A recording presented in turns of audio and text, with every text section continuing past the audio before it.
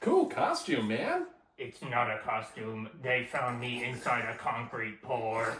Excuse me, where are your hard drives? Hard drives? Floor 3. Okay. Help. I need Bumston to live. Bumston! Traumatic childhood. Really did. Which is true. Means that for us all. Up yours, children. Why does mine look like that? And we never did. Welcome to No Kids 3 Money, a Simpsons podcast through the lens of time. It's your new favourite podcast about your old favourite show. I am one half of your host, Ned. And I am Matt. The fuck did you say it like that? Just came to me. Do that. Came. And our trusty producer behind the camera. Hello? Well, behind that camera and in front of his own. Keegan. Hello, Neddy. Here we are on Saturday. I don't know what's happening right now. Really reached for that one. Oh, yeah. You want to let the people know what we have in store for them this week, Matt? I do. We have 3 episodes, as usual. Seasons 2, episode 17. Seasons 11, episode 7. And season 21, episode 9. Yep. Don't know why I've got to think about that every week. Every single time. Keegan caught you last week. What? I mean, no. The episode we released last week, you didn't say, oh, yeah. Keegan caught that for you. Oh, okay, right. And I thanked him.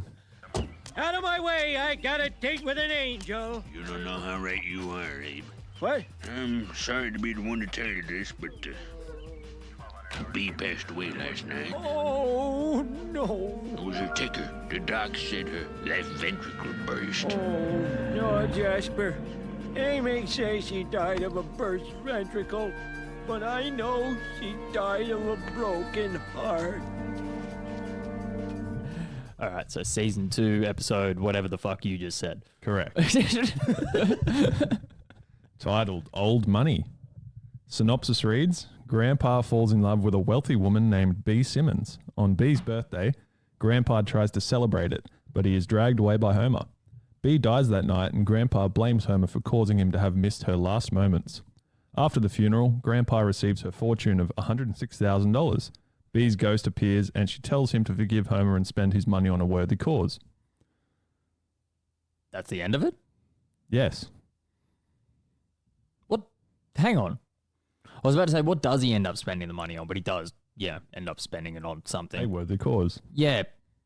Which, now that I think about it, just kind of like doesn't end up being a worthy cause in quotation marks because it just reverts back to what Grandpa it ended up. Yeah, living no. at home again. No, not that. Like, we'll get to it anyway, but it's not a continuous change. It's a change for like the 5 seconds at the end of this episode, and then it just reverts back to what it is. Well, yeah, it kind of has to anyway, regardless of what he spent the money on. True, to a point. I think it was just like a nice ending. Yeah. Anyway. My first note is Old Money was the first episode to feature Grandpa's full name, Abraham Simpson. Matt Groening, creator of The Simpsons, named the main characters after his own family, except for Bart, an anagram of Brat, which he substituted for his own name, but refused to name Grandpa after his grandfather, Abram Groening. He left it to the writers to choose a name, and they chose Abraham. We've seen this in a writing room before in an episode when they were coming up with a name for Poochie, and Roger Myers sort of throws out that they should just name it something zany, just like a Poochie. And then the writers are left there for a second. They go, Poochie okay with everyone? Everybody okay with Poochie? Yeah. Pretty much what happened here by the sounds of it. Yeah, they didn't put any effort into that one whatsoever. But I swear his name's been mentioned before this. Maybe not his full name. According to Wikipedia, it hasn't. I And swear it was in like last week's episode. No, I think they've just called him Grandpa. Nah, his name has been brought up before. Abe. Yeah. Yeah, maybe yeah. A shortened version. Okay, Not yeah, his yeah. full Yeah, name. all right, fair enough. Yeah. As he liked to be called. But you could just assume that Abe is a shortened form of Abraham. Could be short for Abel. Actually, no, I shouldn't say that because, like, Meg has gotten that shit her entire life. Like, being called Meg, and everyone's like, oh, what's it short for? And she's like, it's just Meg, cunt. fucking shut up. Leave me alone. Someone at work the other day thought they were enlightening me with like something that they've coined onto. They're like, oh, I know what your full name is, Matthew. I'm like, you've done it. Thanks. Well done, kid. Really? You've zinged me. Better hide my head in shame now. Yes.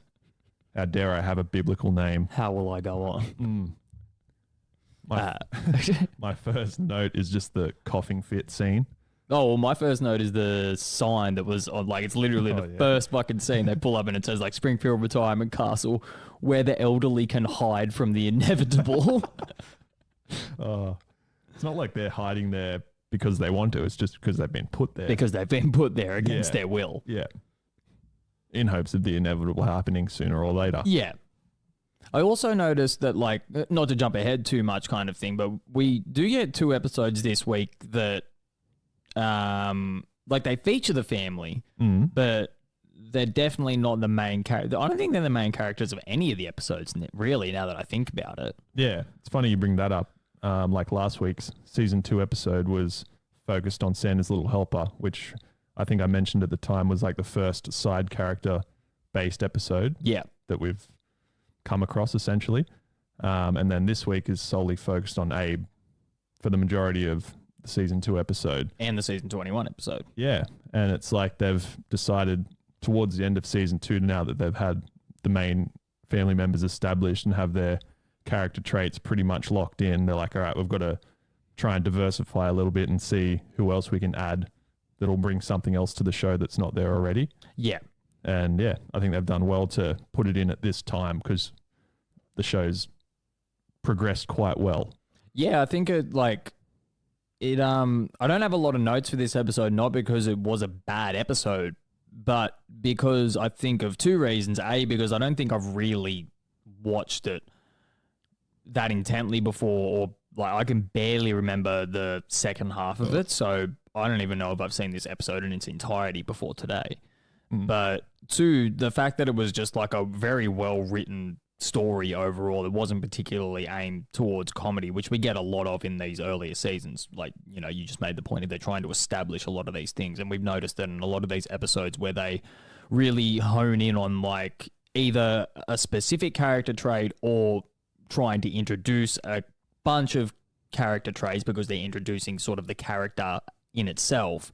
Yeah, they tend to make the stories a little more like wholesome and family orientated as opposed to just going for the joke the entire time. Not to say that there wasn't funny moments in the episode, but it wasn't like a laugh out loud throughout the entire thing like last week's episode was. Yeah, and it's strange. They usually use like dark humor per se to then have a nice together ending. I mean, which they do. Yeah, exactly. So like they're obviously touching on the topic of death very early on and then love early on in the episode. And then they sort of make up in the end. So the whole point of B's character is to rekindle Abe and Homer's love for each other. Yes.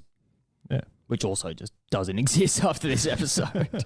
It goes in and out. My next note is just the old people eating pills together is creepy as fuck. Stupid sexy medicine scene.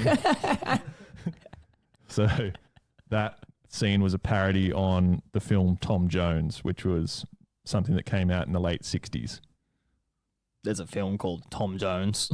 I assume before The Singer, or maybe around the same time as The Singer. Right. But, yeah, it was kind of weird. They were like breaking open pills and putting it on the tip of their tongue and like seductively looking at each other. Supposed to be like sexy, but it's just very strange. Wrinkly sex? Yeah, when you see like, you know, ancient animation of old people trying to seduce each other. Yeah, like it's pulling up their garters and shit like that. Yeah, it's just like, what the fuck? Oh, we need the Smithers. Why was this on at fucking 6 p.m? I don't know if I have it. I don't. No, the Y button. The Y button. The Y button. As you can see, we have half a soundboard this week. Yes, we're still trying to figure that one out. As opposed to none last week. We're getting there. No, we had that last week. We didn't use it. We just didn't use it. Yeah, barely used it. Because I forgot. I've got a pretty decent note here. It's maybe not as decent. I shouldn't have amped it up that high. This is the best fucking note you've ever heard. It's quite shit, actually. The origin story of the aerial on the car being bent.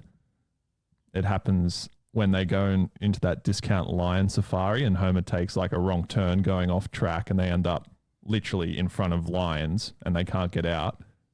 And one of the lions bites the aerial, therefore giving it that zigzag look. Oh, okay. Huge, And I know. they just kept that. No, it's actually like it is a cool note kind of thing because, you know. I put it there. I've never really wondered about that, but it does answer. Well, it's answered a question that I never really knew that I had. Yeah.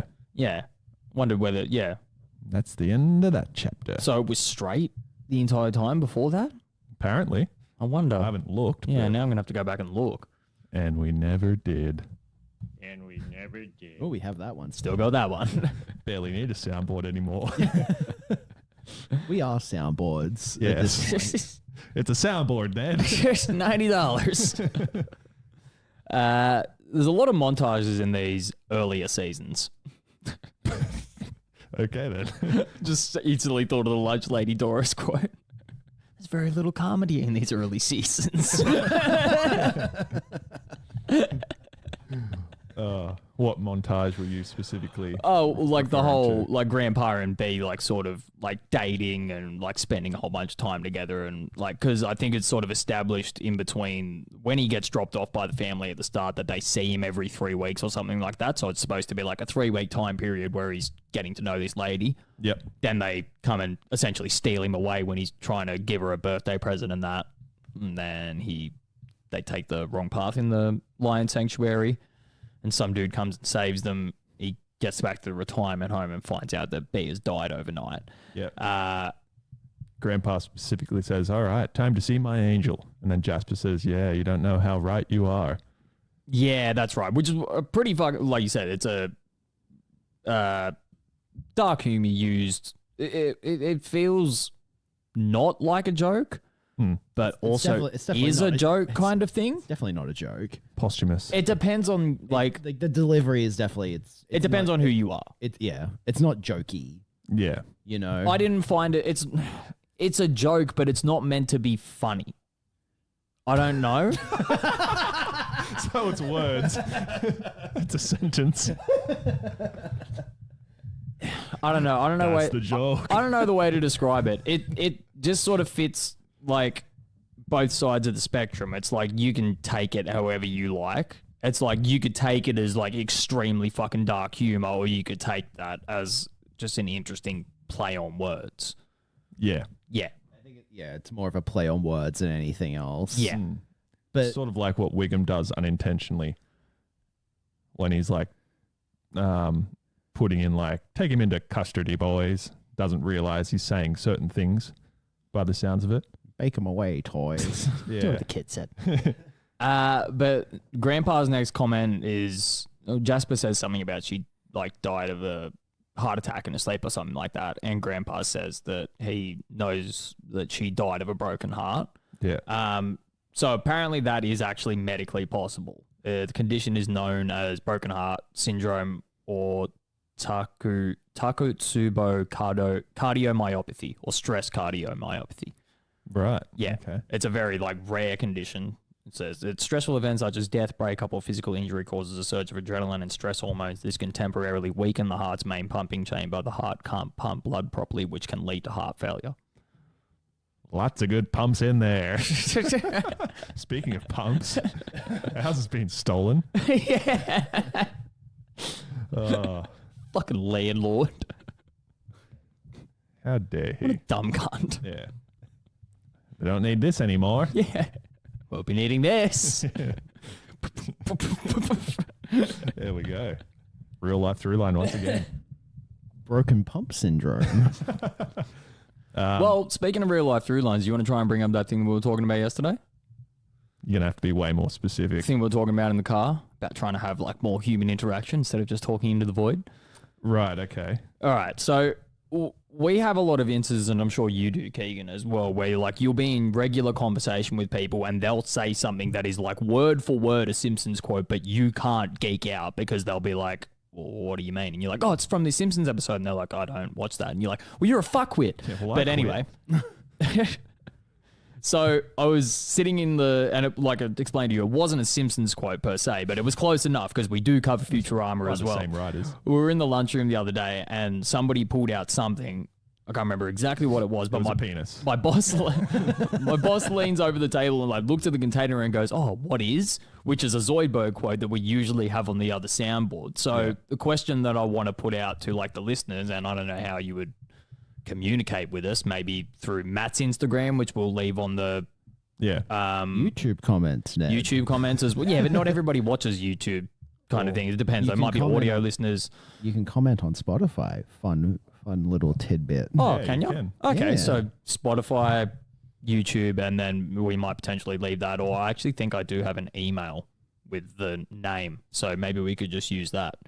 We'll figure that out and we'll put that in the description for the episode. But if anybody has any instances where that has happened in your real life, we'd like to hear about it and read them out on the show. Yeah, it's Hey. something that comes up so often. Like, I think after you told me that story, I told you one that also happened this week of a person that I work with talking to me about a computer error. Yeah, that's He right. basically said it like that.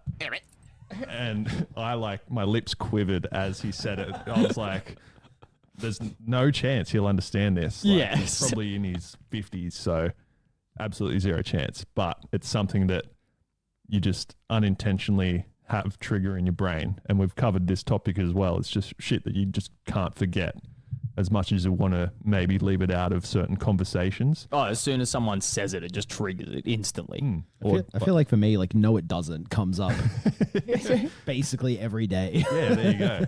We've all got one off the top of our head immediately. Yeah. So I'm sure there's heaps of people out there that feel the same. No, it doesn't. The kind I like. I don't think I actually have any more notes for the episode. I've got like one quote written down, but what else have you got? I got a couple of things here. So when Abe's trying to figure out what he's going to do with his money, he goes to all the places that the sarcastic guy, taxi driver, is recommending are going to be fun, because that's what Abe asks for when he gets in. So he goes to a place called Disneyland. It's written like in a different way on the word. DIZ-N-E-E-land. Yes. So the Disneyland amusement park Grandpa visits with B's money has a sign that reads Disneyland, not affiliated with Disneyland, Walt Disney World, or anything else from the Walt Disney Company. Is this another foreshadowing of The Simpsons being owned by Disney? Very interesting, yeah. This would probably be the earliest iteration of it too. Wonder if Disney will go back in post and just change it. Because it's like, well, fuck it, we can do what we want now. But Because it technically can't be copyright infringement if you're owned by that company. They haven't edited it. We watched it this morning. Yeah, I know. But I'd be surprised if they Once didn't. they listen to this, because they do. Oh, we know they're listening. Oh, look, I'm surprised they haven't done a all-female reboot and called it like The Simps Daughters or something. God. I mean, that and the fact that we haven't got a cease and desist yet as well. Oh, fuck. There was another good through line to a part of the season 11 episode. We're going to recast Keegan. Matt loves rooting, Keegan loves cameras. Everyone's scared when Ned slanders. Not me. Everyone beware of Ned's slanders. Call him Keegan Peel.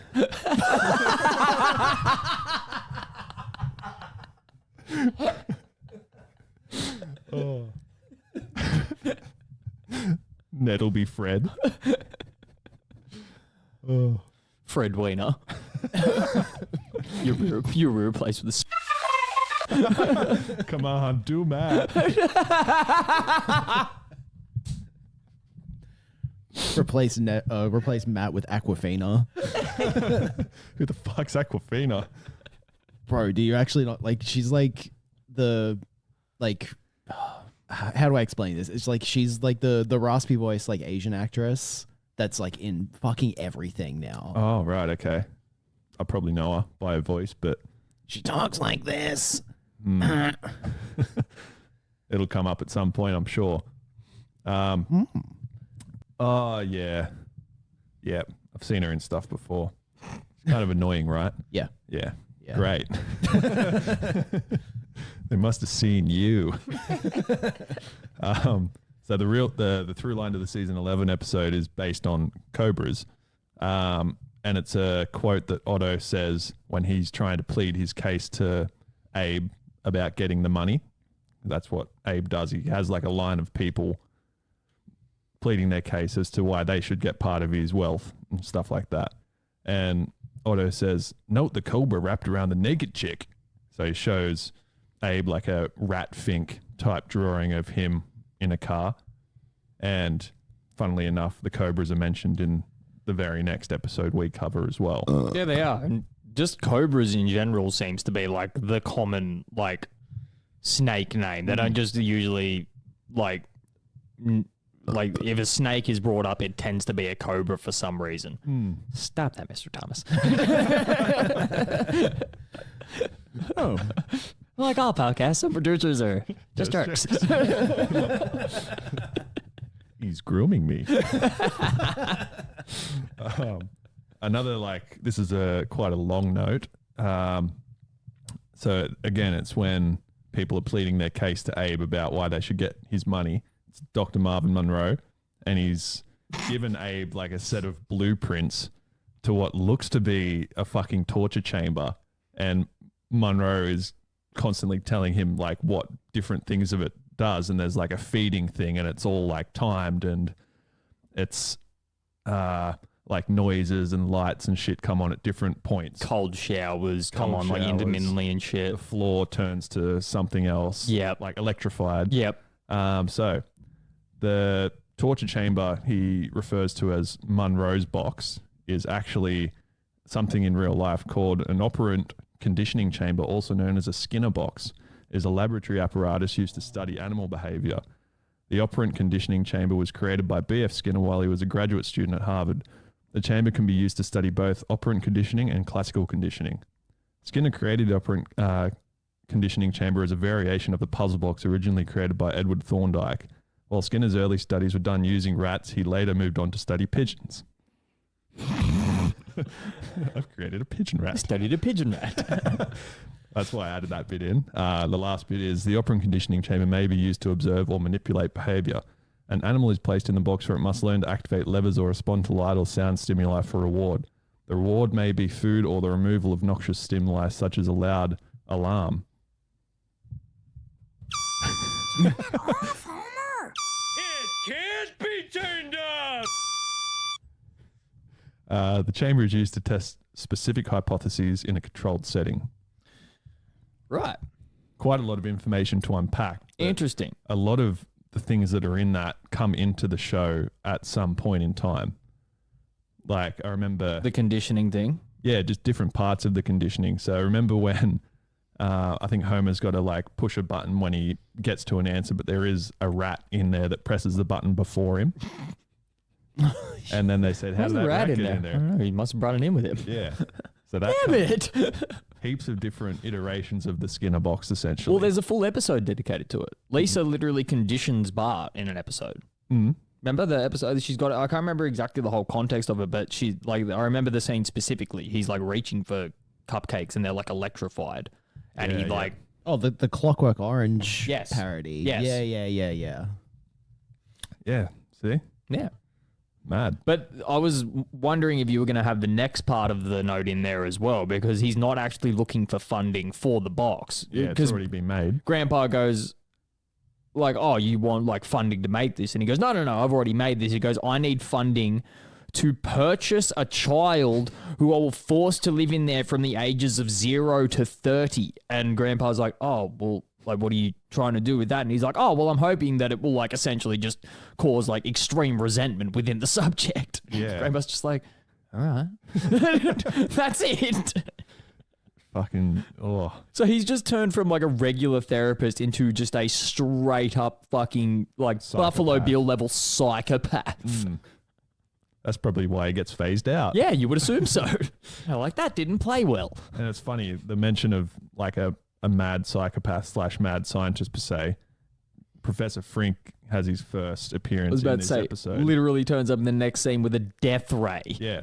And he was meant to be written as a mad scientist, but the voice that Hank Azaria chose was parodying like the Nutty Professor, and that landed better than what a mad scientist did. So Okay. lots of different crossovers there. And I mean, they still got to do their mad scientist character with Farnsworth. Yeah, Yeah. true. Maybe that's what Frink was really supposed to be. Because most of Frank's character is just that voice. Exactly. Pretty yeah. much. Yeah, it's just him being that, because, yeah, he makes a whole lot of, like, fucked up shit. Yeah. But it's just his whole, like, nerdy and awkward character that makes him seem harmless. They're essentially the same person. It's just the fact that, like, Farnsworth is, like, a little more confident. Yeah, and obviously Farnsworth's older than Frink, so Farnsworth literally could just be Frink as someone who's lived an entire life and invented all these things. Yeah, I wonder. Interesting. And this is when the SWAT team comes in. Yeah. Come on, you've been warned. Didn't that show used to have 3 episodes in it? You good over there? Yeah, we're still rolling. Okay. Yeah, that's basically the end of my notes, but Well, it's pretty much close to the end of the episode. There's like those couple of scenes we talked about where although people come in, then Lisa comes in and Grandpa says to her something like, oh, you feel like you're deserving of the money. And she makes the good point of, no, there's like lots of other people that are in need that need this kind of thing. And he's sort of overwhelmed by the concept and goes to take a walk and sees a whole bunch of people in need. And it seems like he's going to give it to, it's a little bit of a throw off as well, because it seems like he's going to give it to all these, like, you know, homeless people and all that kind of thing and give it back to the community. But Jasper then convinces him to go and gamble his winnings because he's sort of concerned about the fact that he doesn't have enough money to help all of these people and their problems. And he doesn't just want to help like a couple of them. He wants to help them all, which is a really noble thing to do. Stupid way of doing it, but it's a noble thing to do. So Homer finds out that he's gone on this gambling trip, follows him to the casino, and stops him from betting all of his money on 41. He wants to bet it on 41, but the roulette table only goes up to 36, which is Homer's age, interestingly enough. Homer stops him from betting on it, and they sort of like rekindle their relationship a little bit there, is it? Yeah. Yeah. So they're then sitting outside, and Abe's still trying to decide what to do with all of his money, because he has actually won a little bit of it. Like, he's sort of not doubled it, but he's made money before Homer's gotten there, so he's better off than when he walked in. And he's sitting out the front, still trying to decide what he wants to do with his money. He sees all the old people getting on the bus, and then he looks at his hands and realizes that he should be like helping the people that he lives with. And then we get another montage of sort of all of the nice things that he's done to the retirement home. He gives it a nice coat of paint and gives them a big TV and a pool table and redoes the dining room hall and names it after Beatrice. Yeah. Another sort of fact about the guest stars in this episode is they're all dead in real life now. There's guest stars in this episode? The voice of B. Arthur was one of the people off the Honeymooners. Oh, okay. Can't remember what her real name was. And then the guy that voiced, there was another person who voiced someone in this, but he's also dead. Really? Because there was a bunch of guest stars in the season 21 episode. Yeah. Maybe But that's the one I'm getting confused with. Yeah. But I know B. Arthur's voice is dead. Yeah, because The I've... Honeymooners one. Yes. Yeah. Yeah, you're right. You got anything else? No, that's it. Okay, then. I knew you had your hands full with the babies, so I baked you some banana bread. Oh, hallelujah, our problems are solved. We have banana bread. Well, you don't have to be sarcastic. Oh, look who's here, the family with one baby. How do you manage? Marge, they've turned into jerks. I'm very sorry, we've been rude. Can I offer you something to drink? No thanks. Apu, they're doing it again. Okay, break it up. Maybe you two should get a nanny. Yes, and what would I pay her with? Banana bread? Sorry. Season 11, episode something. That is correct. Episode 7. 7? Yes. Yes. Well done. Yay. Titled 8 Misbehavin'. Synopsis reads, after Manjula gives birth to octuplets that were the result of fertility drugs, she and Apu unintentionally allow a zookeeper to exploit their babies in exchange for help after corporate sponsors abandoned them for a mum that has given birth to non-tuplets in Shelbyville. After a failed rescue attempt by Homer and Apu, the zookeeper agrees to return the babies only if Butch Patrick and Homer ride a tricycle dressed as Eddie Munster on stage while being attacked by cobras. Is that really what he agrees to? Unknowingly. I think he says he'll do anything, so it's sort of implied. Right. I didn't realize that that's the second thing that he goes to after dancing around in a monkey suit. Yeah. Not anymore. That's right. So we get the first scene in like a knockoff of IKEA, and we get one of the fucking greatest like quotes. I can't see the word tungsten without fucking thinking of it. And if you're a Simpsons fan, you should also as well. Yeah. That dude in like the Allen Key suit rocks up and bro's like, oh, cool costume. It's not a costume. They found me in a meteor. And then Marge is like, what is she asking for? Where are the like Tupperware lids? Oh, Tupperware lids, third floor. Yeah. Help, I need tungsten to live. Tungsten. Aiden will know all about tungsten on the periodic table, I assume. Yes, he should. It's his fucking job. I think it's his interest more than his job. Ah. Okay. Tungsten. Aiden. It's his engagement party today, actually. No. Happy engagement party day. I'll see you later, Aiden. Oh, I was about to say, well, aren't you a good friend? Oh, yeah. Now I'm going to sit here and talk shit about The Simpsons and him simultaneously. So yeah. Have you got anything to add? Because I've got 3 notes in a row that all go into one another that cover like the next 5 minutes of the episode. Go for it. Okay. I don't know whether I should on the doodle munch. Whether I should just read them all out. So I've got Marge as a casual racist. Yes. Which I should have actually written down the context for it because I can't remember it anymore. What does she say? Oh, no, that's right. So Apu and Manjula approach them and they've got like a penguin lamp. The eyes are lighting up and Maggie starts like reaching for it. So Manjula picks her up and starts making all these noises. And Marge goes, oh, Maggie loves baby talk. And she goes, actually, that was Hindi, which is like the language that she speaks. Yes. And yeah, now that you mention it, Homer's quite unintentionally racist later in the episode. We'll get there. And then my next note is the writers are much, much worse. And once again, I should have written the context for that because I can't remember what it was. I need to go. Oh, is this in like another racist thing? Yeah. I've got it here. In between the Manjula thing and the Homer thing. I'm pretty sure it's something Apu says. Is that right? Yes. Yeah, I've got it. So this is after Manjula is like holding Maggie and like giving her raspberries on her stomach and stuff like that. Apu and her is like discussing having kids, and then Apu says, I have noticed this country is dangerously underpopulated. And then to top it all off, the next scene we get is like Homer in his backyard barbecuing those fucking bean cans. And which is a good scene. Homer tops it off completely by asking Apu if he has a papoose, which is a Native American child.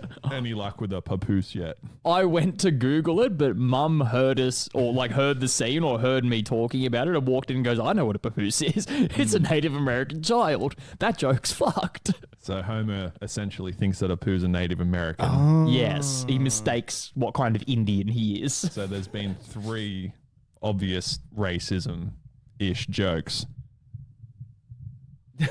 Matt loves rootin', Keegs loves cameras, everyone's scared when Ned slanders. Only Not I may me. dance. Everyone beware of Ned's slanders. And I didn't do it that time. It was the show. I just reported it. Yeah. The show did it all on its own. I helped. Lots of racism in there. It's kind of wild, like what they were able to sort of get away with writing. Like you'd never be able to write anything close to that, even though like a lot of those are kind of like whoosh. I was gonna say jokes. Like I definitely never noticed them. No, like that's what Ned and I were most surprised about this episode is just how good it is in its entirety in terms of jokes per second. Like I don't think we've really noted that down for a while for like a season 10 or 11 episode. It's a really memorable episode though. Yeah. Yeah. Yeah, it different has reasons. Yeah, so many like fucked things that they just brush past instantly.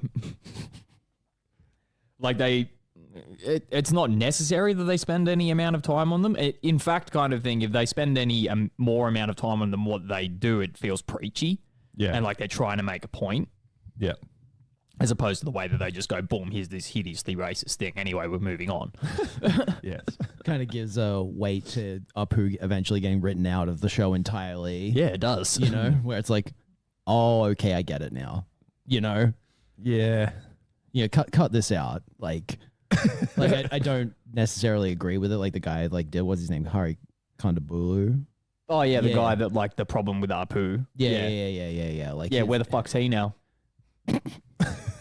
that was his like 15 seconds, right? Oh yeah, exactly. Was getting Apu, probably wasn't even 15 seconds. Yeah, getting Apu written out of The Simpsons. Yeah, so it all started off one person raising the alarm. Is that what you're saying? Pretty much. Yeah, it was like, in honesty, he's probably not. I wouldn't say a victim because he brought it on himself, but he's probably one of like the first instances of like that happening within today's culture, because it does happen a lot where somebody will try and like culture.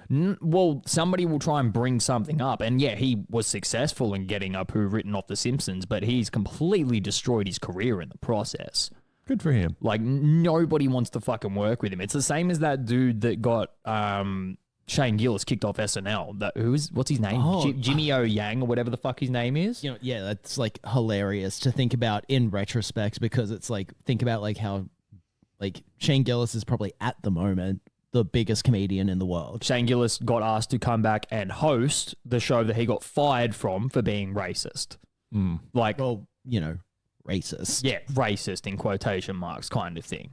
Okay. It's like, granted what he said was something that you shouldn't say, but he did not mean it in that fucking context. That's the principle of a joke. Exactly. Is you don't mean it. Yeah. I think even like a more modern context as well, it's like, you haven't listened to Come Town at all, have you? Not yet.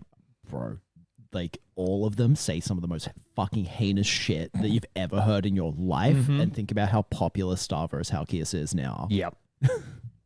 Love him. Yeah. But like, it's kind of wild. Again, we're cutting all this out. It's like definitely not Yeah, that's fair. worth putting into the show. But it's kind of nice that you said wild at the start and the end of that little spiel, because my next note is pirates are wild. We've also, we've got 2 iterations of a pregnancy test in this one. Baby, lemon. I can never say the word lemon correctly anymore in my head. Like, obviously, if I'm talking to someone about a lemon, I'll say lemon, but I hear lemon. Yeah, every single time. Do you think that's like a connection to like the scratch tickets that would be sold at the Quickie Mart? Like that's the joke? Yeah. Exactly. So I think, in the actual scratch ticket that is sold there, it's cherry, and then something else. Yeah. Maybe lemon as well. Because it's like matching the 3 things together to like get what Cherry. you want. Cherry. Mule. Isn't that Futurama? Yeah. Mule. My next note is just Homer's head popping up. So like, we get like them seeing the lemon on the pregnancy test. Then Homer's like trying to help them like get a like spark so they can get pregnant. Takes him out to like an old school fucking hot like Kissing point. Yeah, kissing point. Cuts the roof off of Pooh's car. He gives them like frat clothes to wear. Yeah, and like gives them a script to read to each other. And then Apu then goes, wait, why did you have to cut the roof of my car off to do this? Just add to the ambiance. Yeah.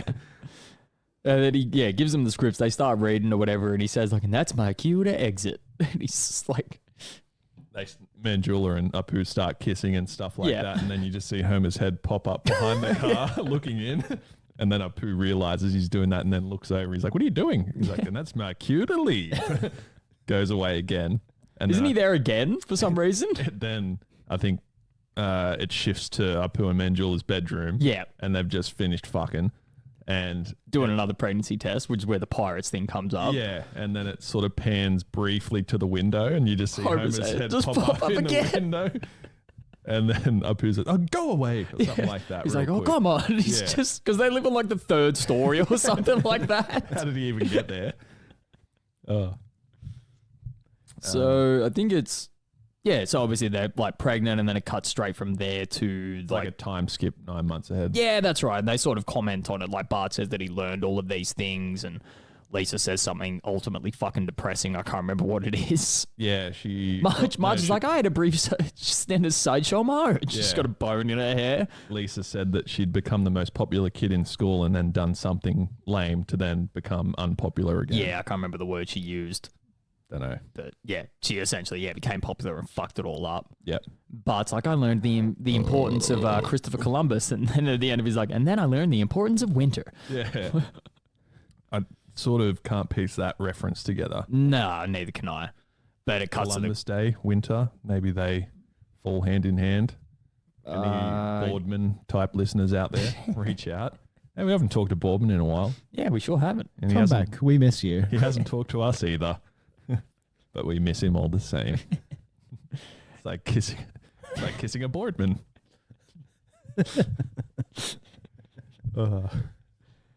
Okay. My next note is, how would you react if you found out you had octuplets? Because like that. It's like Macaulay Culkin, but without the hands on his face. Hey, Apu, see the look on your face when you found that out? Yeah, that one. He's just literally frozen in shock. Oh. There you go for like the Mr. Beast like YouTube thumbnail. Like, yeah, literally. Exactly. It's funny, like Dr. Hibbert essentially pranks Apu as well by having Mandula just hold one baby when he walks into the birth hole room. And then like tells him the name of that one baby, and then Hibbert opens up his jacket and all the other 7 There's babies 7 other kids in there. Yeah. That's when he's like, well, I've fucked up my entire life. Yeah. Where do I go from here? It'd be physically impossible to hold 7 babies in a coat, but... Is it even possible to have 8 babies in one litter? Yeah. Litter. Litter would be the accurate word. hold on. Let's pause and take a little second. Now that I'm thinking about it as well, this like having 8 kids was based off of, I think, quintuplets or whatever the equivalent of. There was 5. literally like a reality series called Octomom. Apparently, did she have 8 arms? According to the BBC, there was a woman in South Africa that gave birth to 10 babies. Jesus. Yeah. Fucking hell. Ouch. She is dead. She's dead. Was she by chance?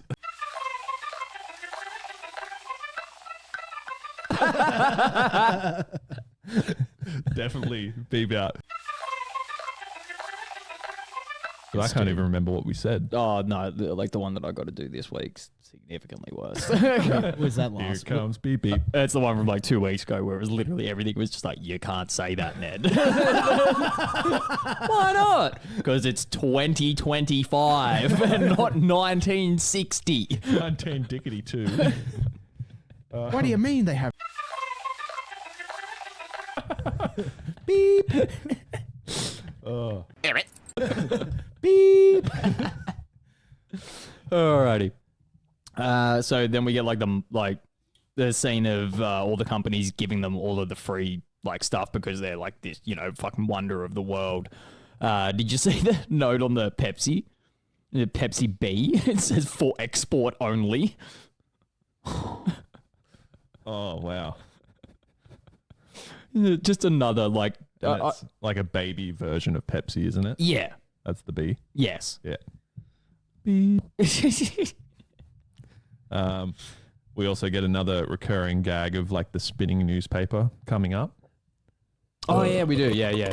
And then it said like Nahasa Pima Pedal Tastic or something. Something like that. And then I just wrote down Nahasa Pasa was forget it. And that actually comes up in a scene like a few minutes later of does it? Larry Kid Kill coming in. Oh yeah, it does. Nahasa Pasa forget about it. Would you like to come with me? Okay. Which is another pretty racist joke, just not pronouncing someone's name just because beep beep So obviously, like they turn on their new TV, and it turns out that there's a couple in Shelbyville that's had 9 babies. So everybody, all the workers in there take all of the stuff back. Then does it cut straight to that scene of him like being really tired at the Quickie Mart, and he's fucking just there's a thing in between where it's like all the babies crying because they have no sort of visual aids or anything to use to help. Yeah, that's right. Keep them entertained, and then and Apu's like tending to 4 of them at once. Yeah, and then he's like sort of falling asleep at the register. All the bullies are wheeling out like crates of booze. Yeah, like, thank you, still again. And Flanders walks in and starts telling him about how fucking so bright and chipper. Fatherhood is just like the greatest thing. And Apu's just standing there just going, shut up. Shut up. I can't believe you don't shut up. And fucking Flanders is just trying to cram any gap with just like toxic positivity. Just, yeah, literally like he's just cramming a word in between, like trying to get his fucking sentence out. The last thing he says is, I noticed this country is... Wait, no, that's the wrong one. Can't put a price on a miracle. I can't believe you don't shut up. Oh, it was fucking great. That was like the perfect use of Flanders they could have done. Like, I think that's one of my favorite Flanders scenes now. Yeah. Is just how well they used him. Because he's just in and out. Yeah, and like he's trying to literally piss someone off. He knows he's pissing Apu off by saying all this shit to him, but he just doesn't stop or can't stop himself. Yeah, there's like I don't know. Yeah, he obviously knows he's annoying him kind of thing, but there's like something in his head that it's like, as long as I get through this speech, everything will be fine. Yeah. Like, I'll solve all of his problems. Yeah. I'll be able to live with myself if I just tell him all these details. Yeah. So after that is when we get Larry Kidkill turning up at the door. He tries to pronounce his name. Would you like to come with me? Okay.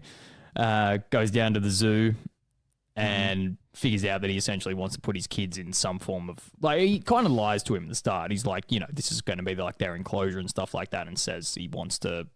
He alludes to the fact that he wants to, like, show them off to the public, essentially, but doesn't tell him in any capacity what that means. Yeah. Therefore, like, they just go there under like a false premise. Essentially, they think they're going to be like catered for, and which like, they are. Everything out. Like they've got like people helping them look after the babies, and like they've got places for all of them to sleep, and they're being like educated and stimulated and all that kind of thing. Everything seems to be going really well. He walks into the room and he says something about like, everything great? You guys need anything? Is the humidity good in here? It's good. I can see it on the wall. And the fucking gauge literally just says good. Yeah. Yeah, perfect writing. There's a sign that I should have written down. I wrote it down. You wrote it down. So it's like, picture any type of zoo with an enclosure, and it tells you a little bit about what animals in there. This one literally says Octo Sapiens on it. And then something else underneath. From the collection of Manjula and Apu. That's right. Which is more like what you would kind of find in a art gallery as opposed to a zoo. Oh, like a didactic panel like that where it's like, oh, fucking what? So that's like the little plaque underneath a painting or an artwork. Okay. That's like, you know, this work from this year on this medium. Yeah. Didn't know how to name. Yeah. Yeah. Very learning. I had a note just saying I could have written down this whole episode just because of how fucking good it was. Like we said before we started the show today, this episode, it wasn't, I never thought of it as bad, but it was way better than what I remember it being. Just with all of that stuff that happened at the start and all the little dark jokes that they just like piece in and move on from instantly. Yeah. And then the whole concept of the episode as well is just fucking like really well done. And once again, as we said at the start, this is a very rare occurrence where all 3 episodes aren't really focused on the family. And this is one of the only episodes that focuses sort of solely on a side character that I really enjoy. Yeah. Because when we get into these later seasons, you get a bunch of like, they'll just throw Mo episodes in there every now and then because like, oh fuck, we're sick of making episodes about Bart and Homer and fucking Maggie and Marge and Lisa for a week. Let's make it about this random guy and just have some throwaway story kind of thing. Whereas this is not only like a good side character story, but also has sort of, you know, lasting implications because it's a massive character change for Apu and Manjula to have 8 fucking children, and then it becomes a massive part of their story for the entirety of the show. Yeah, I was going to say it is like a piece of continuity that we don't usually see. Yes. You can't really reset having 8 children. you know? No, that's not really something you can just retcon, unless you get rid of an entire fucking character. Sure we can, Mr. Keegan. Sure we can. There's nothing wrong with that. No, I know. This was one of the other guest actors that I'd mistakenly said had died in the previous episode. Butch Cassidy? No, Butch Cassidy's the only one that is alive. Oh, okay. Of the voiced characters. So who's the one that's dead? Manjula's voice actor. What? Yeah, and it's a white lady. I mean, that's not surprising, but I didn't know that she died. Yeah, it was like mid 2010s. Really? Yeah.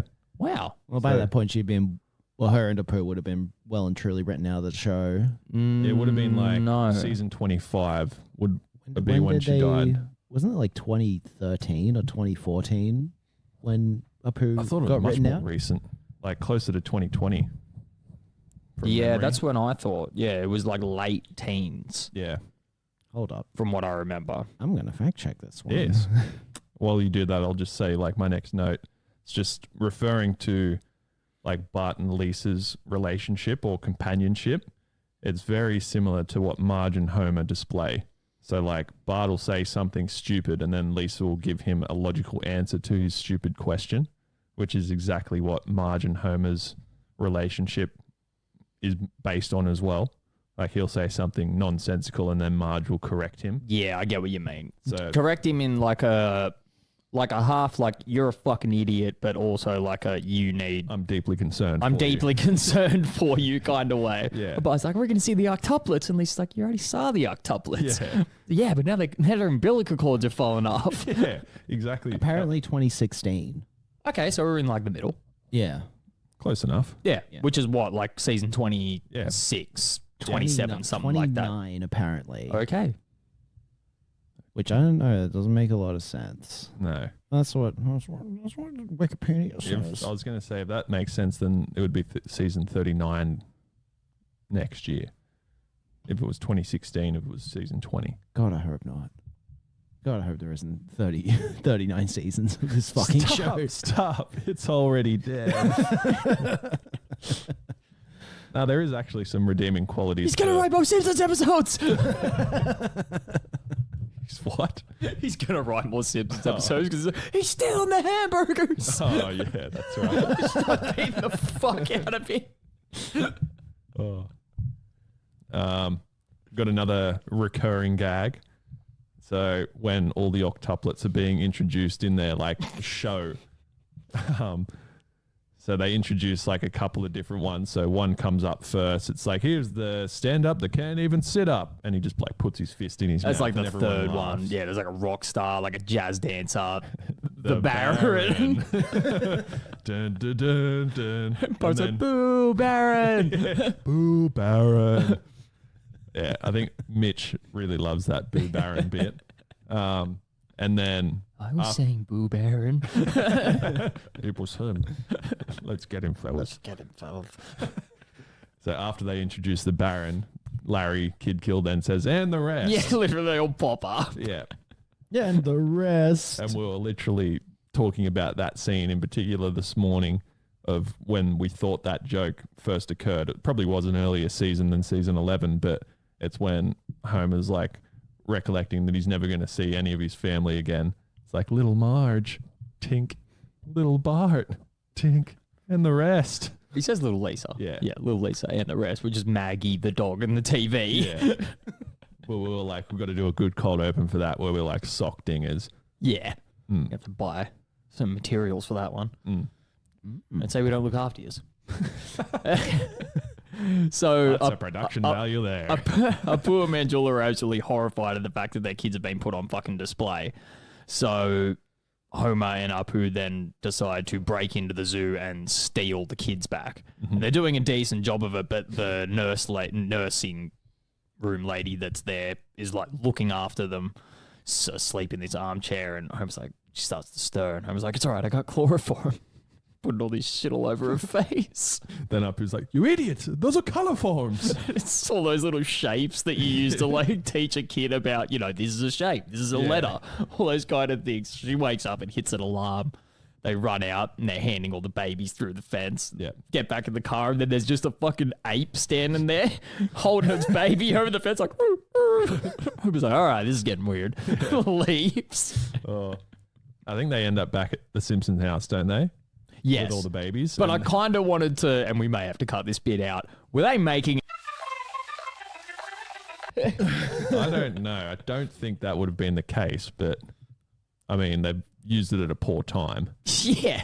Definitely. It's one of those things. It might not have like been looked at like that then, but like the way that the world is now, you look back at it then and that's what people will take from it. The way that the algorithms shaped our racism. Yes. Oh, yes. That's what happened. Oh, yes. Even just like the kids being in a zoo.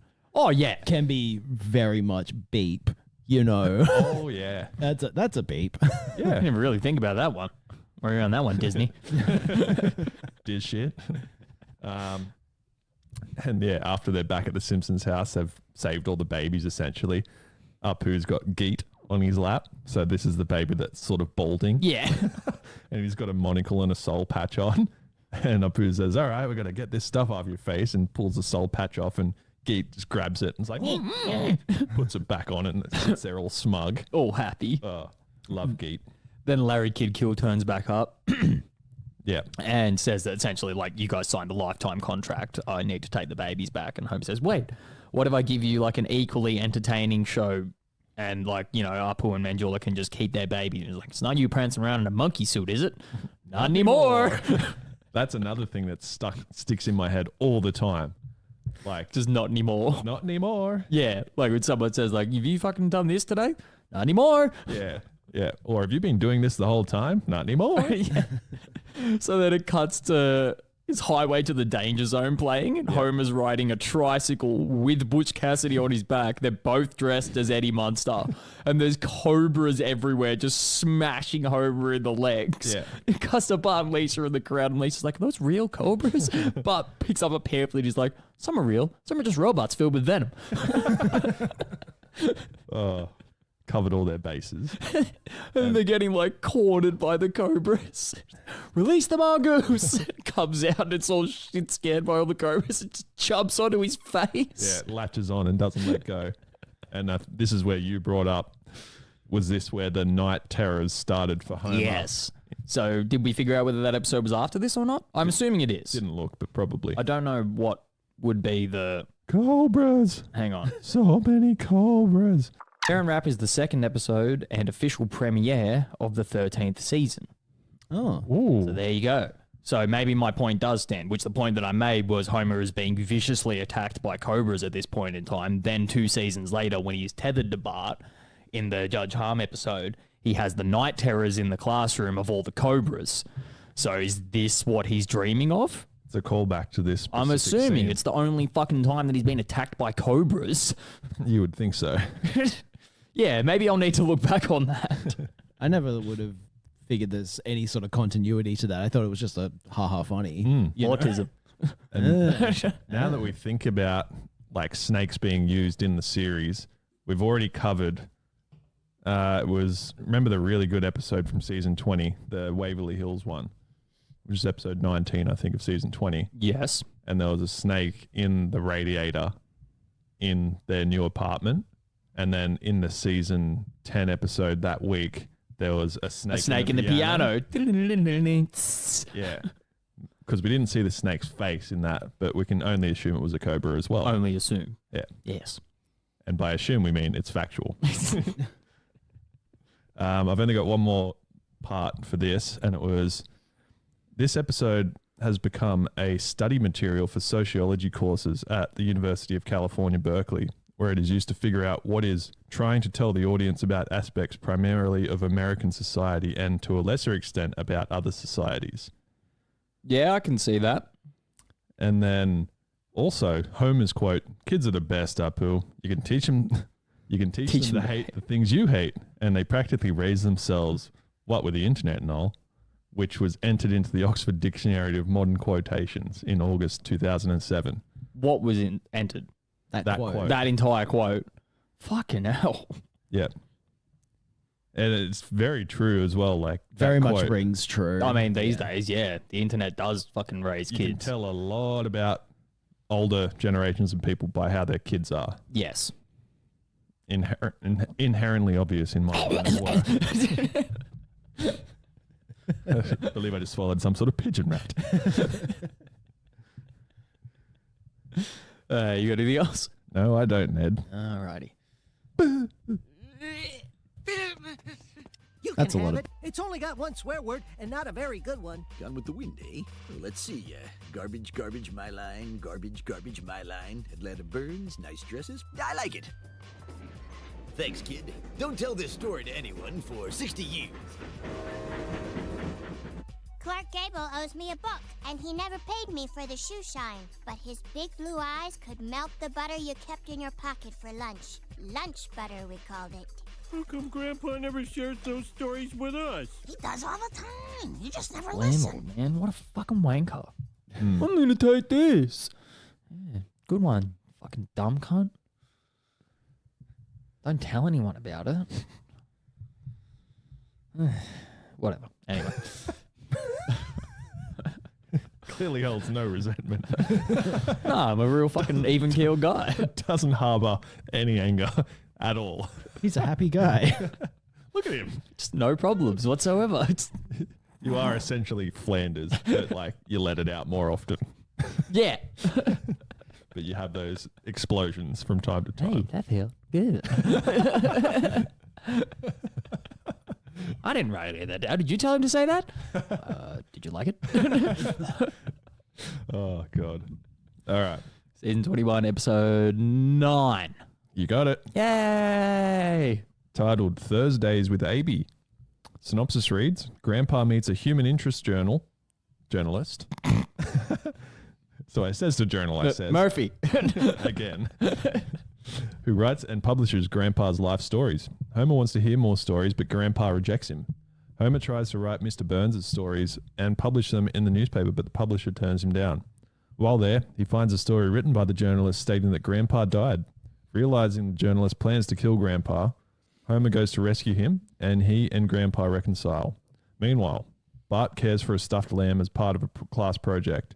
Uninterested, he gives it to Lisa, who loses it down a storm drain, so Bart needs to go into the sewer to rescue it. By the synopsis alone, it sounds like a pretty shitty episode. But Exactly. like to our delight, the episode got better as it progressed. It's weird. It was like the reverse of a usual season 21 episode, where usually it starts off sort of okay and then just gets significantly worse towards the end, whereas it starts off kind of weird and annoying, and then the end of the story actually is relatively good and has some like decent gags in it. One which you actually laughed like out loud, quite fucking. I think we rewound it and watched it. It was pretty fucking good. Yeah, there was a few instances where like I was writing down a quote or just really enjoyed a visual part of a scene. Yes. So the episode essentially starts nearly the same as what the season 2 episode did, with the whole family in a car and sort of taking Grandpa somewhere. And where are they? They're at like a water park or something like that? Yeah. Yeah.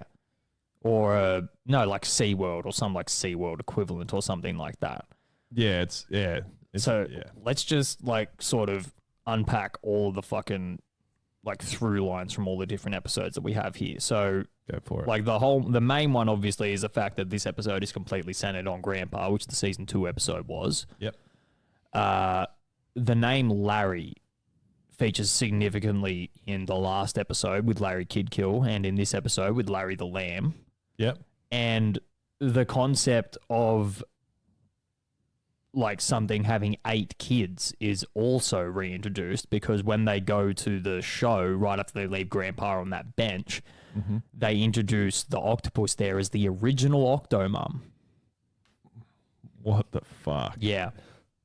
Jesus. There's like if it hasn't been confirmed in its absolute 100% fucking entirety that we reiterate literally every week, they are going back and watching these episodes.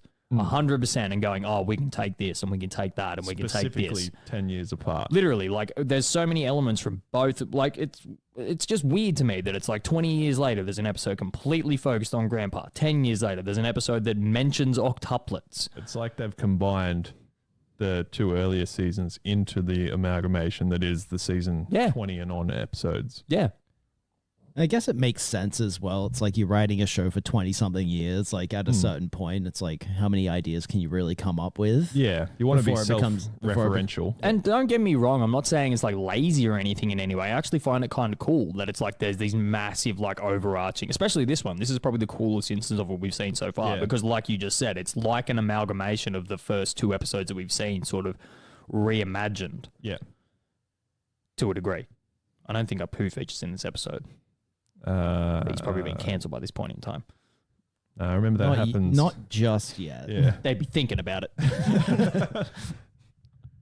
What's his name? That cancels what I see. That comedian. Sometimes I cancels the future. That comedian was plotting. Oh yeah. Oh yeah. Why does Homer know weird facts about octopus? What was it? The octopus is like in the tank and Lisa says something about it. It looks really sad. And Homer says like, yeah, well, that's what happens when you put a saltwater animal in a freshwater tank. And it's like, why do you know that? Yeah. And it is like a good depiction of animal cruelty that does happen in like places like SeaWorld. Yeah. Where like things are meant to be out in the open, but are encapsulated essentially in a small tank. Didn't SeaWorld get closed? No. Okay. They still exist, but yeah, I think it was after like that documentary Blackfish, yeah, where people are like, oh yeah, you can't keep an orca in a lap pool. Yeah, too highly intelligent. Yeah, that's they're so cool, man, but they're fucking scary. Oh, I would not get into a tank with one if it was trained. Yeah, I was literally having this conversation with my girlfriend the other day where it's like, oh, would you rather like I'd rather get into the open ocean with a shark than be in a cage with an orca. Really? 100%. An orca is just going to be like, oh, this is fun. I'm going to pick up the cage and toss you around for fun. See, open ocean is just my hell. As much as like I've swam in the ocean a lot throughout my entire life, not being able to see land and just floating there, I would die of a heart attack before a shark got me, I reckon. Yeah. It's pretty fucking terrifying to think about, like, as a concept. Yeah. Yeah. But at the same time, there is enough evidence shown how you can deter a shark if it is coming to you. Just if you are calm enough in a situation, you may come out alive. Yeah. Orca is just like, oh, you're dead. Yeah. You are 100%. You're 100% dead. I can see you. And they're going to enjoy it. Yeah, they're going to have fun. They'll bring their friends. Yeah. Watch this. They're going to play catch with you, actually. Yeah, legit. It looks like dad. Let's kill him. Okay. There was a real missed opportunity in the same scene with the octopus. Mm-hmm. So they're all in like a splash zone of sorts, which happens at SeaWorld type places too, where animals flip out of the water and spray you with shit when they land back in. Yeah. So this squid gets like poked with a broom. Because they're trying to get ink out of it. Yeah. Another animal cruelty type thing that does happen. And it squirts and lands on Lenny. And Lenny's got like a raincoat type thing on. And he basically just like hits picks out the ink with his fingers and says something about it being He just says oily. But they could have just had it land in his eye. And then he says... oh, my eye, I'm not supposed to get squid ink in it. That would have been one of the best recurring significantly jokes. better joke and a callback. Exactly, which is what they've done heaps in this episode. So, as I said, a real big missed opportunity. Yeah, it did seem a little bit strange to me that they didn't go for that. Yeah. So that's when this columnist finds Grandpa out the front and he says something about like, oh, I write for a newspaper. And Grandpa says like one of the only quotes that I've written down for the episode that I enjoyed. So he goes, oh, newspapers, something that's going to die before I do. Yeah, they're well on their way out. Oh, 100%. I can't recall the last time I saw a newspaper. Probably on your driveway. Ran over several times. No, like I don't even think they get delivered anymore from what I can remember. Unless you subscribe. Yeah. It's definitely a generational thing. 100%. Working in a cafe like I have been most of my life up until recently, like the older generation still bring in newspapers to read. Yeah. It's like they haven't upgraded or refused to like move up with technology and just use their phones as a news source. They're so clearly just like propaganda, like vehicles now. It's so fucking. Oh, really? Like newspapers are so fucking bad, bro. Damn. They're fucked. Yeah, I couldn't imagine there being any saving graces as to why you'd need a newspaper. Especially in this country, too. All the fucking, like 90% of the print media is owned by Murdoch or something, isn't it? That's exactly why it's fucked. Yeah. So you only hear biased one side of the stories. story. Yeah. That makes no sense. I got mentioned in a newspaper once. It was a free newspaper on the Sydney train system. Oh, I remember those papers. MX Yeah. is what it was called, the Yeah. MX newspaper. And there was like columns where people could write in and say The MX newspaper. which is coming up, which happens to be my birthday. Yes. So yeah, this MX newspaper had a thing in it where you could write in and like leave an anonymous message for someone. Mm-hmm. And because it was so locally I remember entire, those where it was like, oh, people would like be like, oh, a person that catches this train or whatever. Like, yes, yeah. In retrospect, Yes. a little weird. localized entirely within the Sydney train system. So you could, like, if you put a message in there, you could bet in this specific timeline that someone would read it. So, like, say you saw a cute guy or a cute girl on the train, you could say, the person on the 417 to Chatswood, you're really attractive or whatever. Mm-hmm. So a customer came to work and said to me, he's like, you got to mention in the MX newspaper. I was like, oh, what the fuck? Because I'd never read it. I didn't even know it existed until this guy mentioned it to me.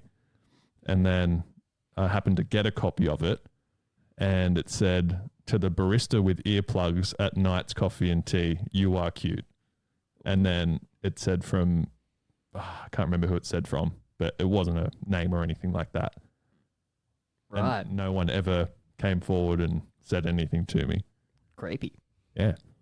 Maybe that's why they Wonder got if rid it's of that real estate agent that keeps dropping shit off. He stalked me for a decade. Fuck. Yeah, I think I've got a photo of it on my Instagram. You like the chocolates, Matty? Oh. Hey, you said be free. Yeah, what we could start doing as well if we are. Is jerking off on camera? What? Where are you going with that? OnlyFans? Ooh. If we, Holy fuck, we should be the first podcast on OnlyFans. Surely we're not. Surely we would not be. We're the first Simpsons podcast on OnlyFans. only bands. Cut that out. Good times. What, this part or the part immediately following it? No, the part of Yeah? Matt explaining. Yeah. Obviously, we don't want to hear this back. But OnlyFans. No, just his first sentence. There's one explaining it. You're kidding, right?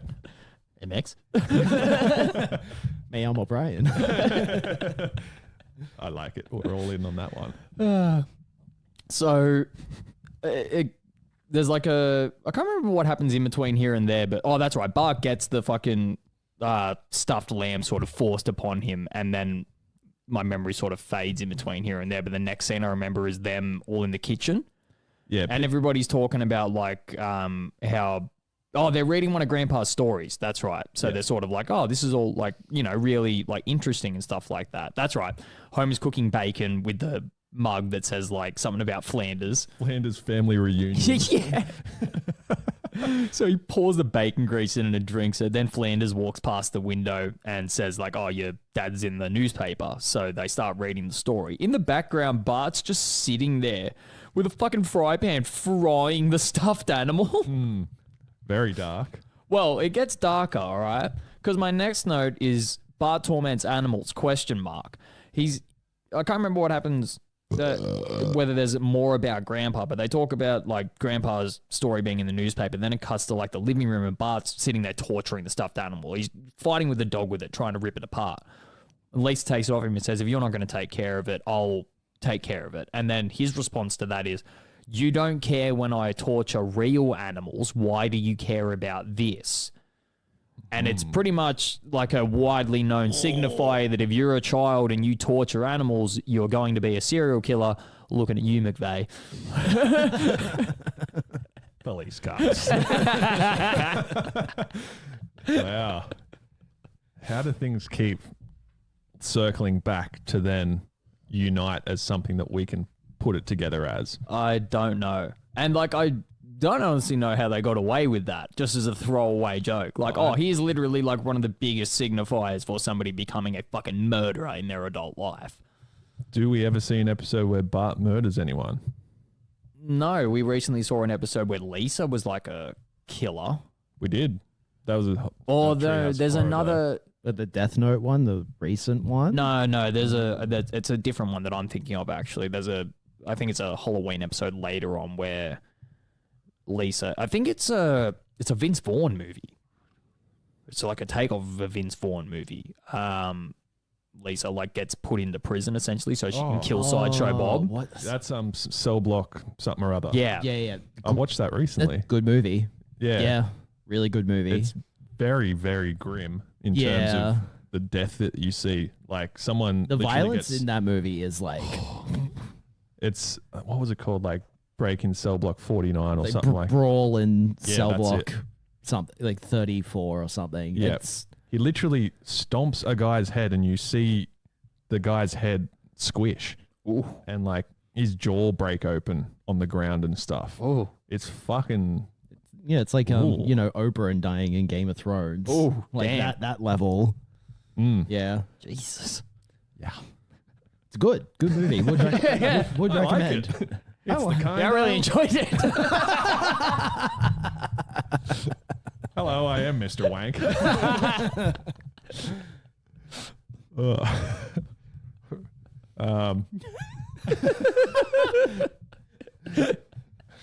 My next part Willies? is a quote. Please, God, let it be me when giving the lamb out. So Krabappel is basically drawing names to pick who's going to take this lamb home for the weekend. Essentially, it's like a class pet, but it's not alive. Yeah. And then Nelson in the back is saying, please, God, let it be me. Yeah, because he's just like weirdly obsessed with the lamb. And we see this like softer side to Nelson a few times.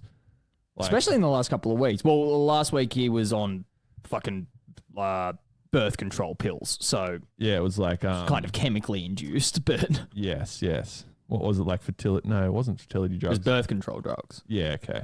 And it was giving him Estrogen. Yeah. That was another one. Remember when they're like driving through Capital City or something and he sees like a Broadway play for Andy Williams and it goes through like a slow pan of all the kids there and they're all asleep and Nelson's just sitting there like beaming. Yeah, just fucking loves it. I don't know who Andy Williams is though. Who cares? Some guy. Yeah. It's just part of the joke. It's just Yeah. funny. And we never did. Even like his characterization, I think over the years is really funny. Where it's like he's just a bully with a heart of gold. Exactly. Where yeah. it's like he doesn't care about people. Clearly, doesn't like them. Loves animals. Yeah, well, he loves this stuffed animal like to death because Lisa takes it off Bart. Yep. Then goes to like take it down the road and ends up like the stroller like runs away on her and then the lamb ends up in a fucking sewer. Yep. That was another good line that comes up. It's Agnes. Agnes sees that happen and then Lisa's like yelling into the drain, like worried that the Larry, lamb's gone. come back, Larry. Yeah. And then she says, well, if you miss him, yell into a toilet. And then no, that's Chief Wiggum, sorry. Yeah. Sewer cops. Anyway, come back to where we were. Well, Agnes says something about like you're coming off a little desperate, honey. That's it. And then yeah. walks off because she appears later on in the episode. But what you're referring to is I'll get to my next point that I was going to get to, which is like the Nelson thing. So Lisa's like trying to hand Bart this bag because he's like, oh, I need Larry back. I'm going back to school. And she staples it up and he rips it open and he's like, this isn't Larry. This is a fucking bunch of cotton balls with some toilet rolls attached to it. And she's like, well, why the fuck do you care? And he's like, well, I don't, but everybody else seems to like Larry. And Nelson just happens to be walking past that point in time. And he says like, oh, I'm really excited to see Larry tomorrow or something like that. And Lisa's like, well, what would you do if something happened to Larry? And he's instantly just like, they'd see a side of me that no one's ever seen. And then he starts singing Mary Had a Little Lamb. Yeah. But was ominous. Yeah, ominous as fuck. What was the last line? Mary had a little lamb, little lamb, little lamb. Mary had a little lamb that kept me nice and sane. Yes. You replaced Mary with Nelson though. Oh yeah, yeah. Nelson had a little lamb. Yeah. Yeah. Then he's like shakes his fists weirdly and walks off. I think at this point of the episode, this is where it starts to get majorly better as well. Yes. Because we were like sort of confused at some scenes that like that at first we were like, what the fuck? That was just weird. Yeah, it just seemed kind of out of place, but it all does make sense towards the end. Contextually, yeah, it all gets up in a neat little package. My next note is the Homer's brain scene where he's thinking of his brain as a computer. Oh, yep. So he's worried because he doesn't remember any of the stories that Grandpa's told him. And then he says something about his brain being just like a computer, and it like zooms in on his forehead and you see like 3 or 4 different files there. Like Grandpa's stories is one of them. Marge's boobs is one of them. And then Bart in Hell was the Bart third in one. Hell. And then he moves Grandpa's thing to the trash can. And then he has something else in there and then empties the trash can. He's like, up. while I'm here, and it like cuts to like kids' friends' names, history, and something else. I can't remember what it was. He throws it in the trash can and then empties it, and then it's just the fucking like screensaver. The Pong. Yeah. Yeah. And he's like, and then it comes up fatal error, contact, like Contact administrator. Yeah, contact administrator or manufacturer or something. He's like, oh. Uh-oh. Like he's deleted program files. Yeah. There's where Lisa's walking that stroller down the street. She walks past this place called the Jazz Hole. And immediately I just thought, what do you call it? Yeah. Anything with hole in it nowadays. Is that because we've got to sort of jump back and forth between like it's not really a side plot and a main plot. They're kind of like sort of hand in hand throughout this episode. So yeah, there's a little more like investment into that's when Homer goes and sees Burns and he's trying to get stories out of him because he's like, well, if my fucking oh no, wait, hang on, does he go and confront Grandpa first? Yeah, he does, because I've got this fucking note. Yeah. He goes and confronts Grandpa and the author that he's working with, or the writer that he's working with, and he says something about Grandpa says, this guy's been more of a son to me than you ever have. And Homer goes, yeah, well, he's been more of a father to me than you ever have. And the guy's like, I don't think that's true. And it's like, stay out of this, Dad. And he's like, oh, okay. Pointing to that random guy he's never met. Yeah, that was a really good scene. Then it cuts to like all the old people in the room.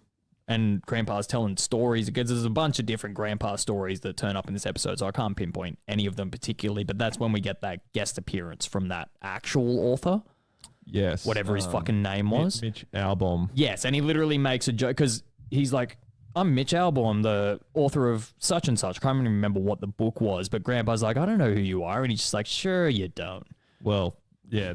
Because I had no fucking idea who that was. He was like a really well-established sports writer / journalist. Okay. And he did like a famous memoir with someone called Tuesdays with Maury.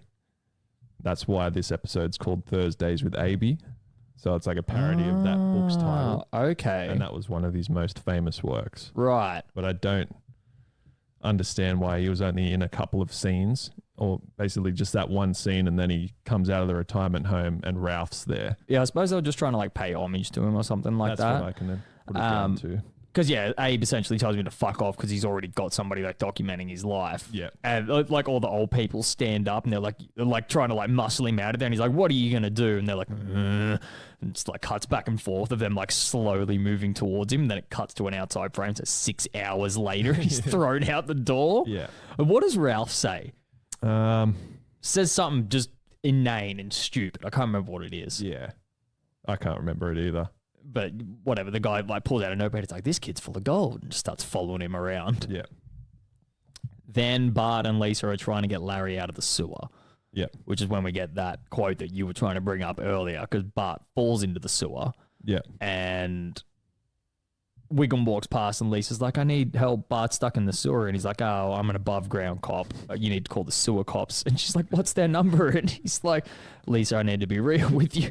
It's just a story that we tell kids to make them feel safe.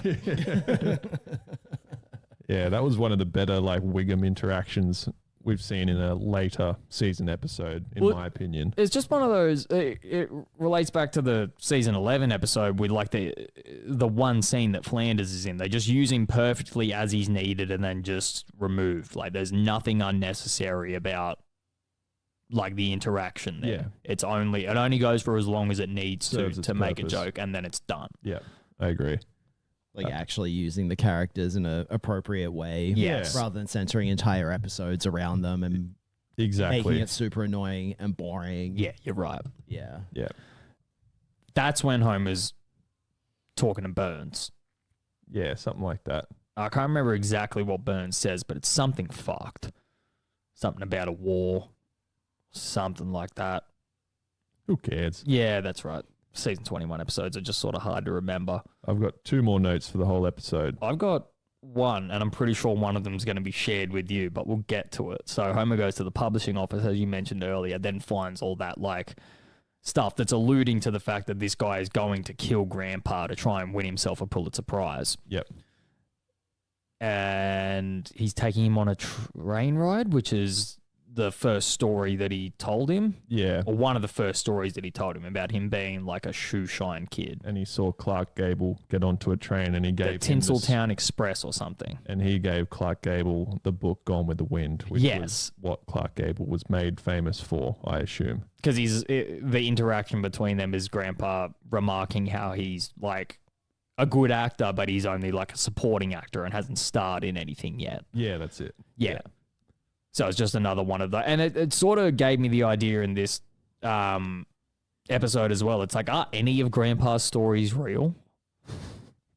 Like any of them whatsoever? They'd have to maybe think- parody real life in some way. I think the only ones that are real, like really real, are like the very specific war stories that get told in a couple of episodes. Yeah.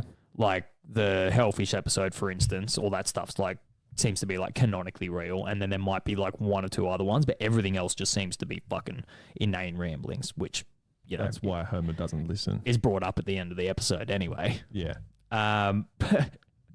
My last note for the episode, which is fucking great. So the train's taken off. Homer's realized that Grandpa's in mortal danger and he's gone to the station to try and stop. Well, this before happening. that, he's like speeding down there and he turns left into this street because it seems like he's, you know, found the entrance to the train station, and then it pans up and he's at Krusty Burger. He's yelling his order into the window and he's like, I don't need it fast. Yeah. And then it cuts to him getting to the train station as it's sort of taking off. And for whatever reason, he gets out of his car to chase the train. Yeah, which makes no fucking sense. And you see like the sort of last train carriage just in the corner of the screen still. And then you see Homer just catching up and then falling back a little bit and then catching up enough to grab on and jump onto it. And then it just pans across and it's a stationary cafe that's just shaped like a train Hasn't carriage. been moving the whole fucking time. But it's looked like Homer's been like sprinting for this thing. It's so dumb. Yeah. It's fucking great. And then I can't remember how he actually gets on top of the train, but he gets on top of the train with the help of Lenny and Carl somehow. It's just never touched on. It just shoots like a couple more things happen in between then and when this scene comes up. But yeah, Homer's just being that- dangled off by his feet from the top of the train by Lenny and Carl. They swing him into a window, and then Carl gets like fucking coat hanging on one of those old, I don't know what they are. They're like they're like the water filling stations that they used to use for steam trains that are like everywhere on old tracks. Oh, yeah. He gets like hooked up on one of those, and Lenny's yelling out to him something about, I'll see you at yoga on Thursday. And Carl says something about like Stephanie's sick, so a need is filling in. And Lenny's like, as long as it's not a dude. Yeah.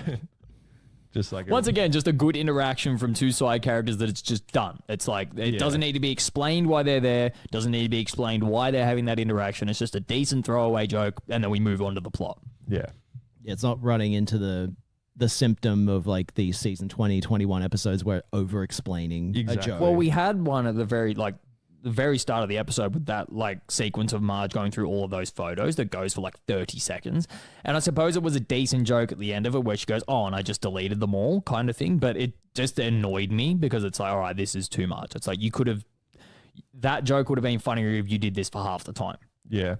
It's sort of that Family Guy syndrome of like either doing it for not long enough or too long. Yeah, And well, like we've they said, always land in the middle. like we said before, The Simpsons will do it for like 30 seconds, and it falls into that realm of like it might have been funny at the start, but now it's not funny. Whereas Family Guy will do it for 2 minutes, where it's like it's not funny, or it's funny, then it's not funny, and it reaches back around to being funny. Reach around. I know, I shouldn't have said that. As I said it, I was like, that is the worst fucking choice of words. Reach around.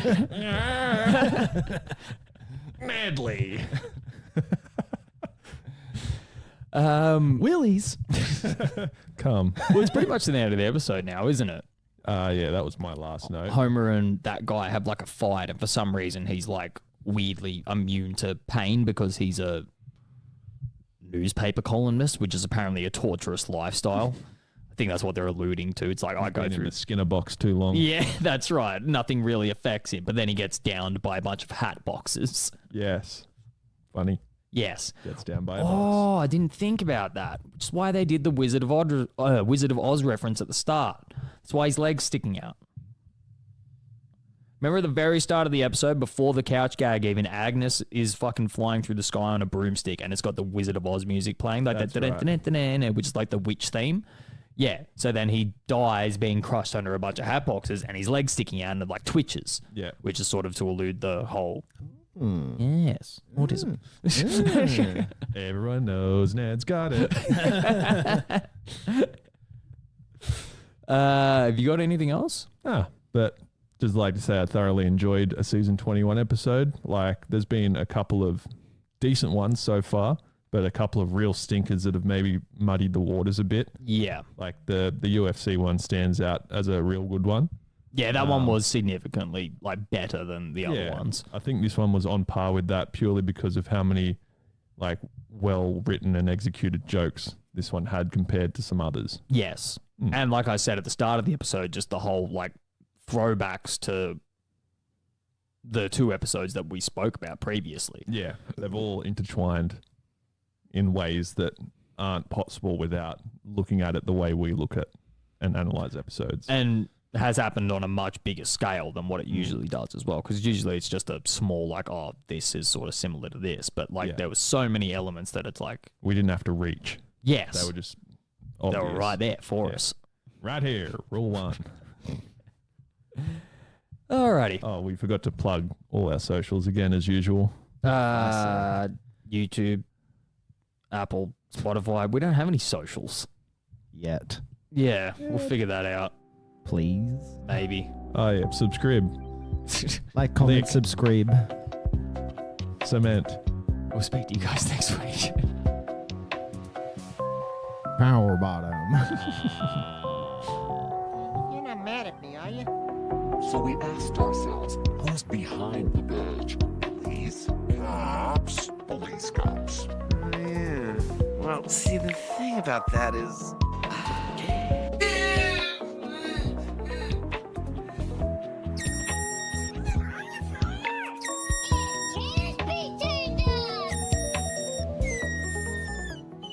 Costume, day from...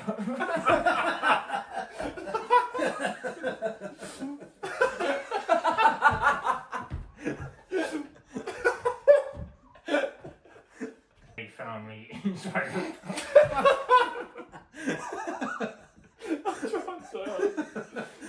He turns his head and you're like...